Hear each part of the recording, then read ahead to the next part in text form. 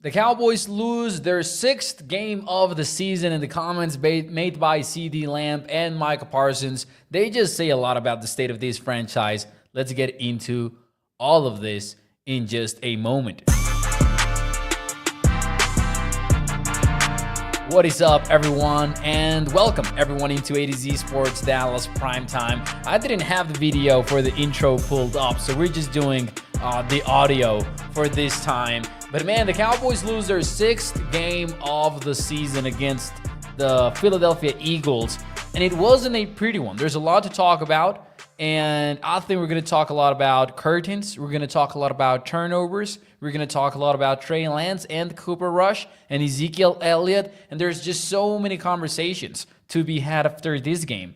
And it was one of those games, once again, in which the first couple of drives, they give you a little bit of hope. Maybe not offensively, because the Cowboys basically punted very soon into their opening drive. They won the coin toss and once again decided to elect to receive the ball. Apparently, a reason why, and we learned this afterwards, or I don't know if it was just excuse making at that point, asking for the ball, with Dak Prescott, maybe it made a little bit of sense just because you're playing into the sandwich element of it when you score right at the end of the first half and then right at the start of the second half when you decide to kick. But with Dak, you could argue, well, the defense is not great, so we're trying to avoid a situation where you are behind the eight ball from the start, so you ask the offense to go first.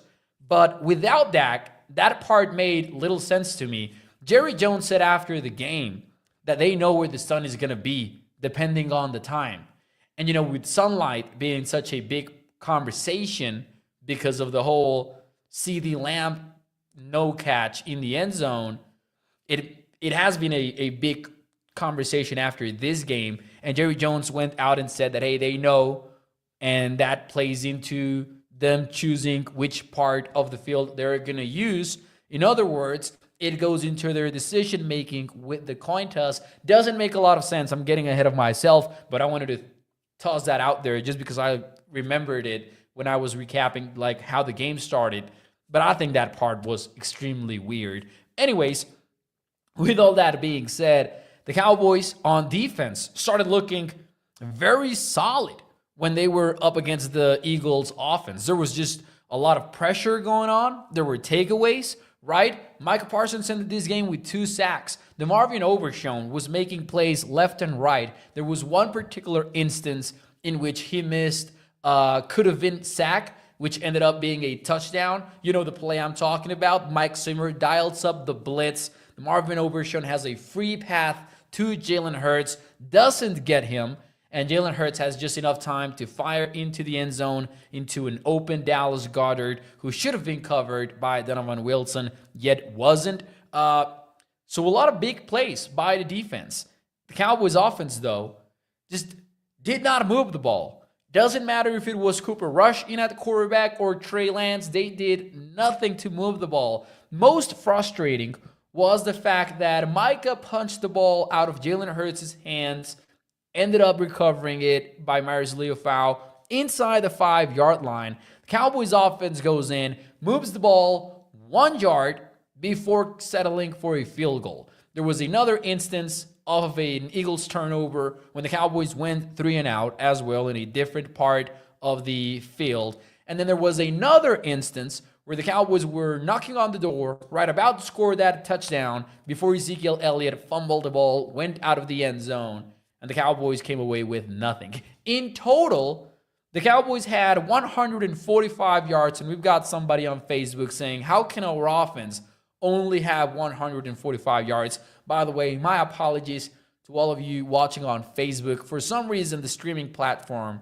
that we use is giving us some bugs. So for some reason, Facebook users are not giving us the names. Hopefully that gets better one of these days. It's been just, I don't know why exactly that is going on. But whoever said that, exactly, right? How can you have 145 yards of offense? And I'll tell you a big reason why. You turned the ball over 5 different times. And the ways that those happened were it was varied. You had an interception from Trey Lance. You had 2 fumbles from Cooper Rush, another fumble from Zeke, the one that I was talking about, and then you had another fumble from Jake Ferguson, the tight end. The Cowboys, and Mike McCarthy talked about this after the game, it's just unacceptable to have 5 turnovers, is what Mike McCarthy was saying. And he said, the pass protection could be better, the play calling could be better, and I quote, he said, I'm not going to sugarcoat it because there's no way of sugarcoating it. Cannot win a game and turn the ball over 5 times. Now, interestingly enough, Micah Parsons also talked about this after the game, and he, in my opinion, threw the offense under the bus a little bit, but then again, man, in an accurate way, because I cannot blame Micah Parsons for going out there and being like, well, hey, the offense wasn't great. The quote from Micah Parsons goes, we had a great message in practice this week. You've got to be the light. Even when the other side, the offense isn't shining as hard in the past, that offense has always kind of shined brighter than us, and we kind of needed that use to lift us up. We've got to be the offense's light this time. And he added, every time we had a turnover, I looked at a guy and said, we knew some bad-ish was going to happen this time. That's where we're at with this. The Eagles earned 1 good drive before the half. I'll give them that drive. But I feel like some other aspects of the game gave them those other touchdowns. That, to me, comes off as, hey, I'm not going to say it out loud, but the offense gave the Eagles a lot of points. Now, that wouldn't be inaccurate to say if you're Micah Parsons, because, man, the Cowboys' turnovers, there were 5 of them. 3 of them resulted on the Eagles scoring points. That includes a touchdown of a 4-play, 17-yard drive. And then additionally, beyond the turnovers, there was a punt from the Cowboys that ended up with the ball at the Cowboys' 37-yard line. And from there, the Eagles, they had it easy, right? They were able to score so many points easy. And then after that, you are at a point where, hey, you know what? At that point, the game gets out of hand. There's nothing you can do about it. And, it's a game script. I always say, I always like to say that blowouts in football, they have this compound effect where if you go up against an opponent and you beat them 27-0 versus 35-0, to me, it's probably the same. You get to a point when you're leading by 3 or 4 possessions where the game is over. The game script is completely flipped. Whatever you had planned is thrown into the trash can. Matt says, just getting here, what did Micah and CeeDee say? So we've been through the Micah thing, which was basically him being honest and being like, the offense lost this one, and pointing out that the Eagles scored so many points off of the Cowboys' offense's mistakes, which I think is, maybe it's unideal for Micah to go out there and say it the way that he said it, but I cannot blame him for it because I think it's an accurate description of the game. I just think it's going to give people some stuff to talk about. Now, CeeDee, though, I'm definitely not blaming CeeDee Lamb, but these will give us, man, some good conversation right here. Cooper Rush could have found CeeDee Lamb in the end zone. And in fact, you could argue maybe he did. Was it the best pass? No. But CeeDee Lamb could have caught that ball in the end zone had he seen it. And the reason why he didn't see it, and make no mistake regarding the compound effect thing that I just mentioned about blowouts in football, it's difficult to say that one play would have made the difference in a game that you lost 34-6. In fact, it might have come off as outrageous. But if you go to halftime 14-13 or something like that, it's a very different situation to deal with if you're down 1 score after the Eagles' opening series in the second half versus you being down by multiple scores, 2+ possessions or whatever it would have been. So Cooper Rush missing CeeDee Lamb in the end zone is definitely a big play on this one. And what's frustrating about it is that there's nothing that the Eagles did to stop that play from being a touchdown, right? Cooper maybe didn't throw the most accurate pass out there, but it was good enough.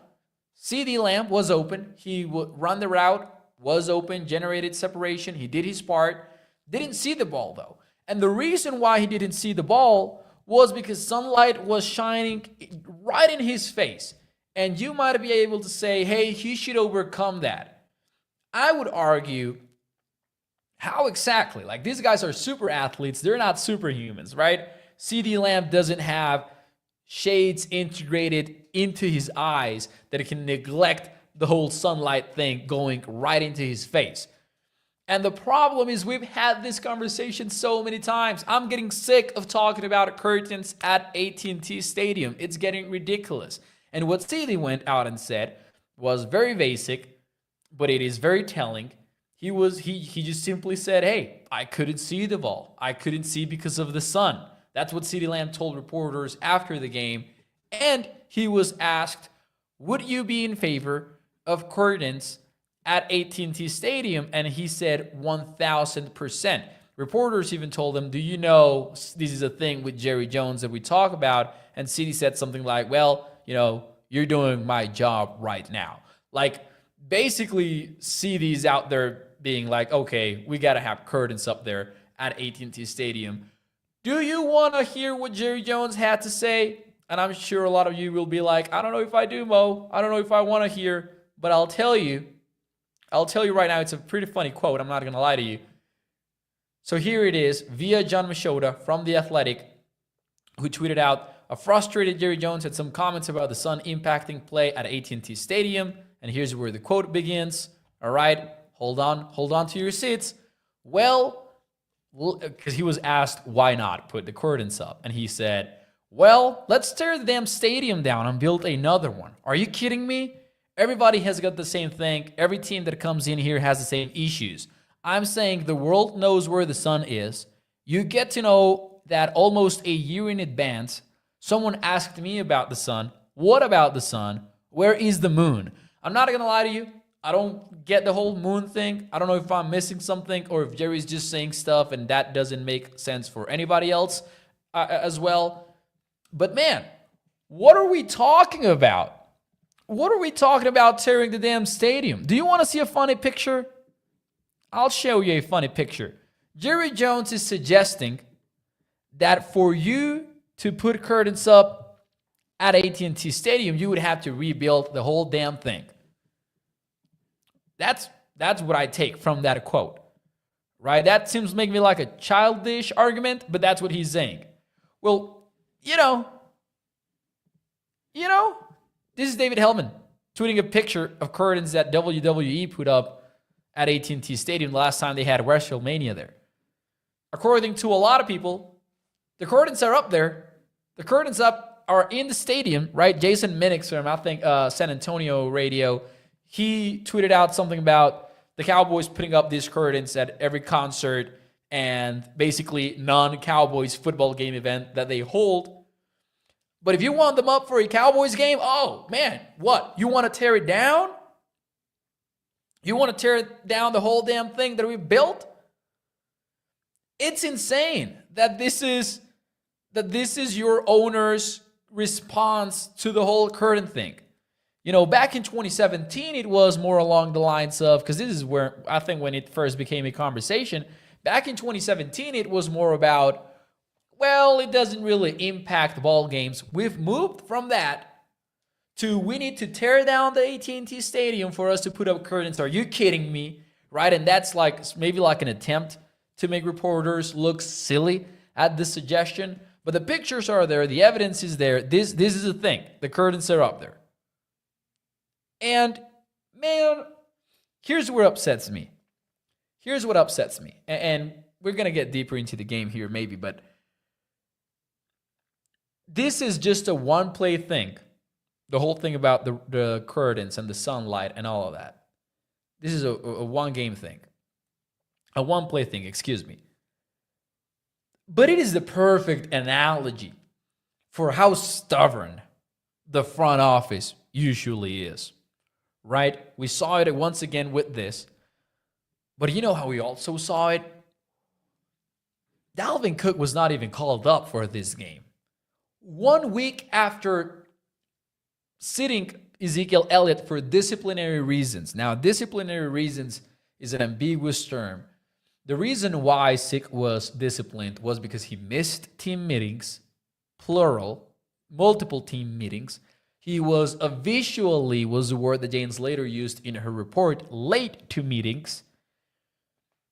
Pair that with the fact that he was averaging 3.1 yards per carry coming into this game, and explain to me why he was active for week 10. That's stubbornness, in my view. The guy goes out there and he, first and foremost, he gets the goal line carry. When Rico Dowdle, at that point in the game, and I have it written down here, at that point in the game, he was averaging 5.8 yards per attempt. And he doesn't get the ball in a goal line spot. No, Zeke does. The guy who was averaging 3 yards per carry. Fumbles it out of the end zone. Cowboys end up getting a turnover. First play after the turnover. It's a handoff to Zeke once again in a goal line spot.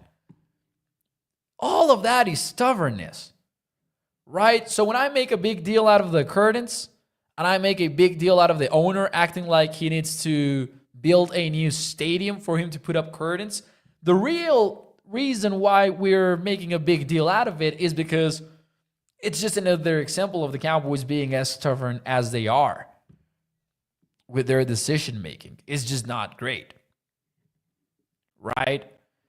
Matt says he is the root of our issues, and I do think that's been true for a while. You know, the front office has been, you know, the root of the problems for a long, long time. I just don't get it. TC915 says that stained glass is expensive. Jerry isn't putting up curtains. He's obsessed with money, even at the detriment of his own team. And I think that's true. Like, the reason why they don't put up curtains is because they like how this looks. They like what the stadium looks like right now. It's fancy, right? Curtains they wouldn't look good. They wouldn't look great. They might give you a competitive advantage. And not even that, because I don't think it's that you're gaining an advantage over your opponent. Because Jerry is right? The sun is going to be there and everyone has to deal with it. But guess what? Everyone else plays there every once in a while. You play there 8+ times a year. And each time, at some point, it's bitten you in the rear end. And the Cowboys just continue to have this decision about, hey, we're not doing the curtains. And again, one play out of the whole thing, but you pair it with the whole theme of the Cowboys season, and it's got to be brought up, in my opinion. Now, some other things about this game. Cooper Rush versus Trey Lance.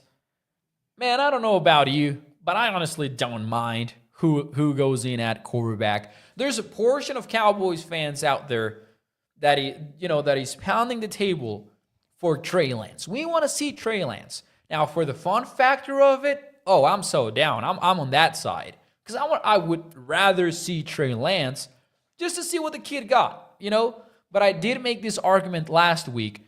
You gain nothing out of playing Trey Lance. Because the whole idea of trading him, that's been dead for a while. Because Trey Lance hits free agency in 2025. You're not trading him nowhere. Because the trade deadline just passed, too. So, if you play Trey Lance, maybe it just feeds your curiosity as to, hey, maybe this kid has something. And maybe he gets the offense going and gives people something to talk about. And the Cowboys do love being talked about.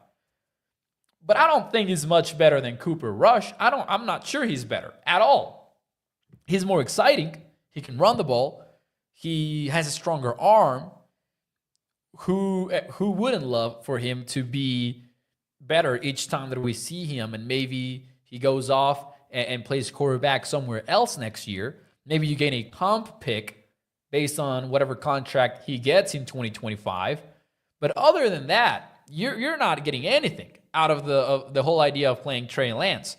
So the only reason why you would play Trey Lance is if you think he's better than Cooper Rush, which based off today, I cannot say that Trey Lance doesn't deserve a shot based on how Cooper Rush played, which wasn't great. It was pretty bad, actually, I would argue.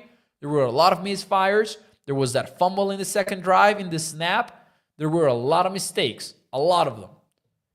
But then again, did I see anything from Trey Lance that made me go, that's what I'm talking about? No. Other than what, an 8-yard carry or something like that? What did we see out of Trey Lance that made you go, that's what I mean, they got to play Trey Lance? We didn't see anything like that. Didn't happen.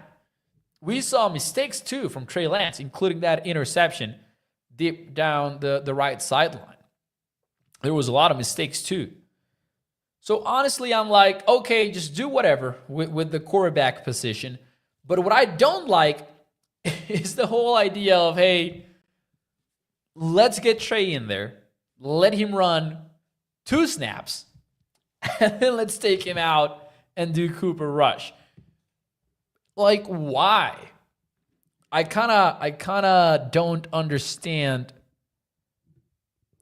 I kind of feel like the Cowboys at times, they're just like improvising. They're like me playing Madden, and I've done this or maybe NCAA, where I'm like, oh man, I want the mobile guy. I'm going to put him in just to run this read option. But that's a video game. That's not real world NFL football.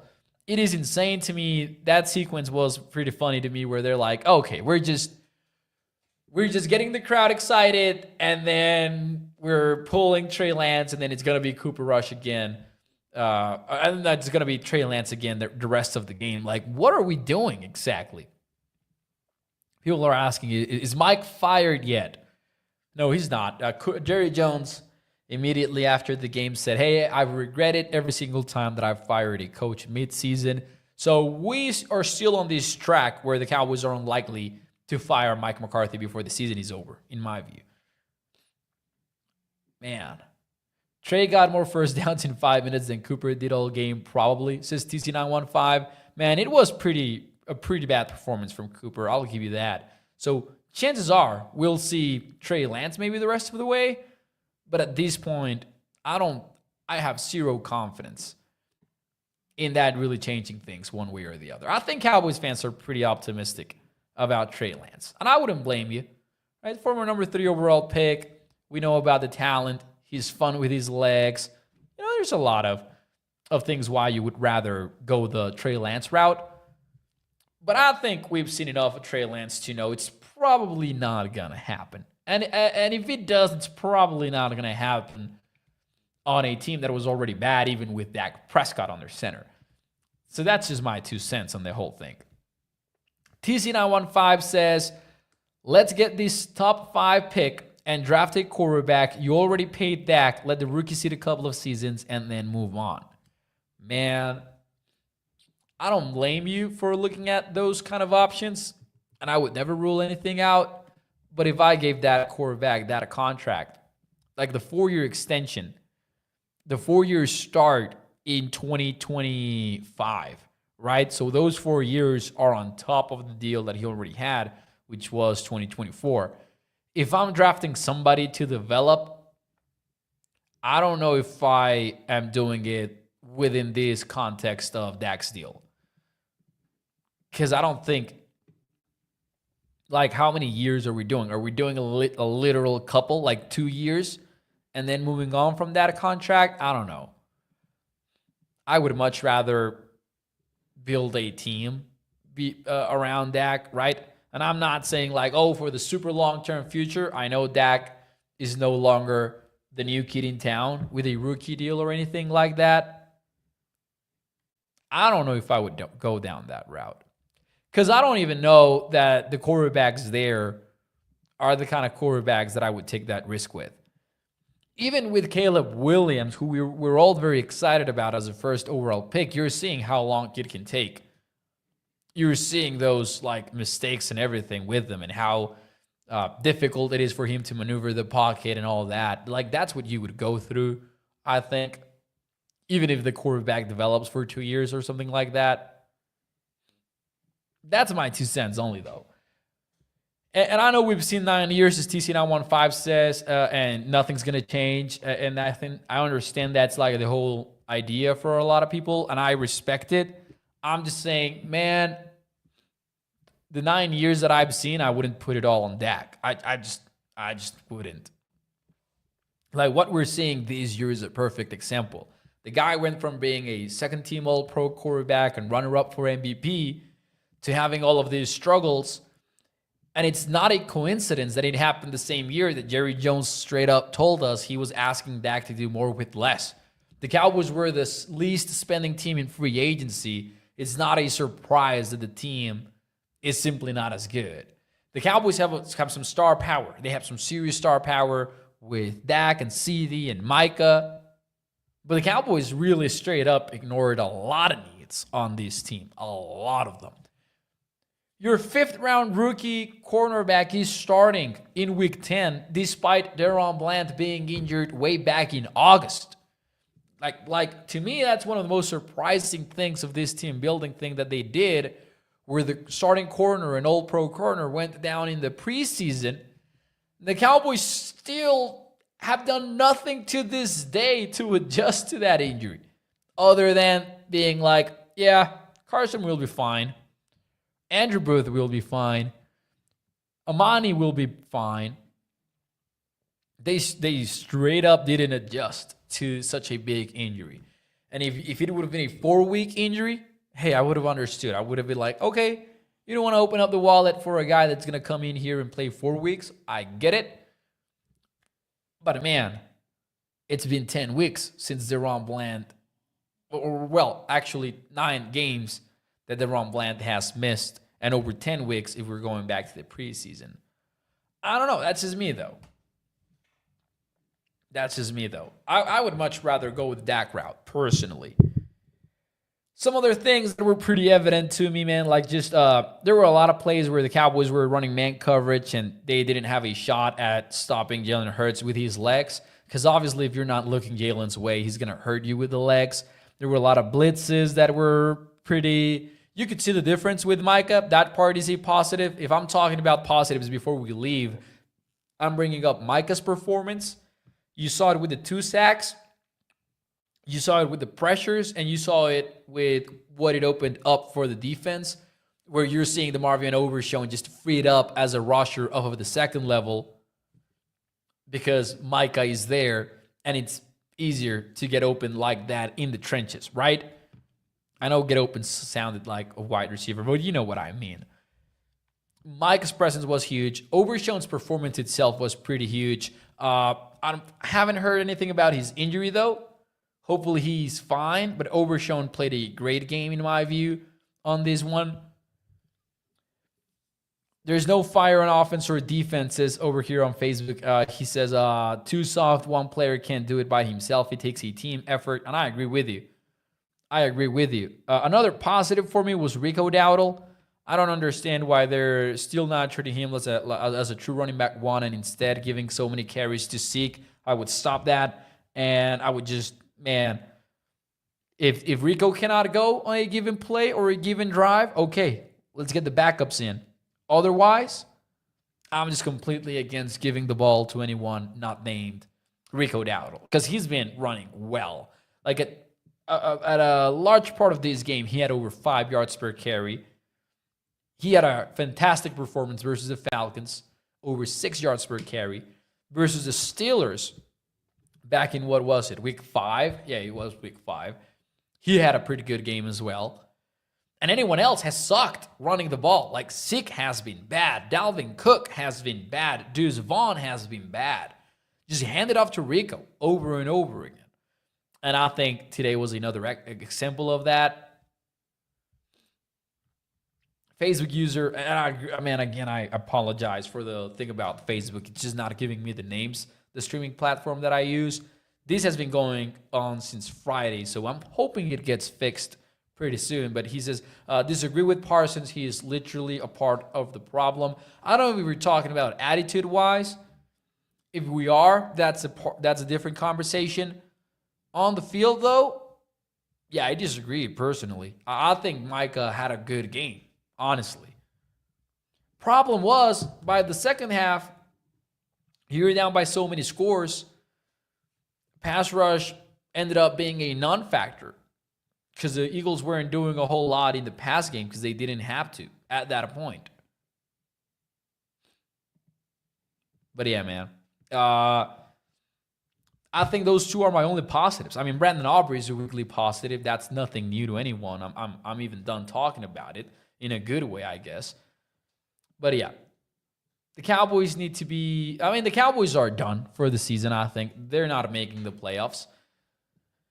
But CeeDee Lamb and Micah Parsons gave us a lot to think about, I think, post-game. And I think the Cowboys, man, they'll just move on to Week 11. I don't know that we'll see a lot of adjustments. But I do think it's a question whether or not we'll see Trey Lance as a starting quarterback next week. Micah McCarthy did not commit to anybody in the press conference. From what I understood, basically, Mike McCarthy said, hey, we're not at that point yet where we're making a decision at quarterback. Let's see what happens, man. For now, the Cowboys are 3-6. People are thinking about the NFL draft, and I don't blame them for it. We'll keep talking about the Cowboys here at A to Z Sports Dallas, though, every single day. Shout out to Skywalker Steel. You'll catch him tomorrow on the morning show. We'll have short-form videos on primetime Mondays, Tuesdays, and Wednesday. And then we'll be back live on Thursday night at 8 p.m. Central. Have a great rest of your Sunday night, and I'll see you tomorrow. Bye-bye.